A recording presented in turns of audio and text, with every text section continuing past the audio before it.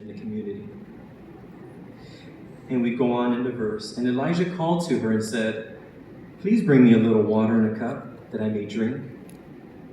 And she was going to get it. And he called to her and said, "Please bring me a morsel of bread in your hand.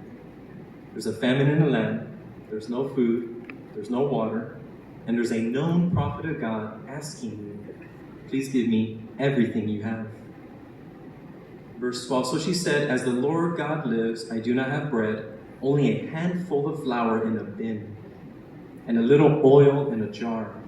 And see, I am gathering a couple of sticks that I may go in and prepare for myself and my son, that we may eat it and die."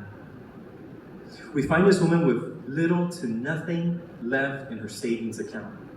The fact that she is gathering twigs to start a small fire that won't even be hot enough to cook her flour and her oil shows that she has everything gone in her life.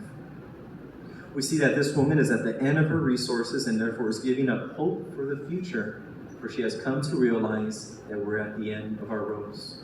We have twigs, they're not going to be able to cook the small morsel of food, and we're going to have our last meal, me and my child, and we will die tonight of starvation.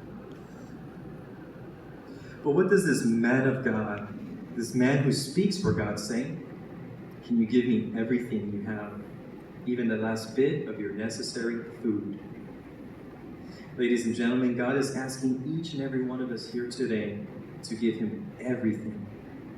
He does not want your money, your house, or your car. For what we've learned over the last 4 months is that everything could be gone in 24 hours. Nothing that you have is yours. So what does God want?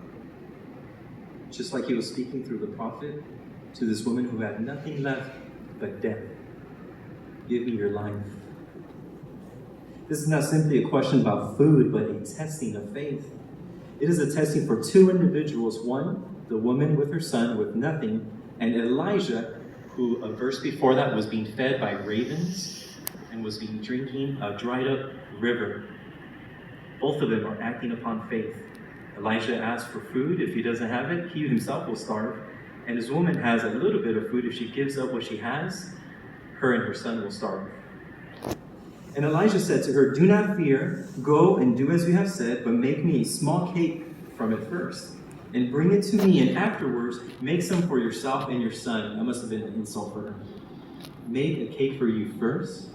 You're a stranger. Yes, you're a man of God. But who are you to tell me what to do?"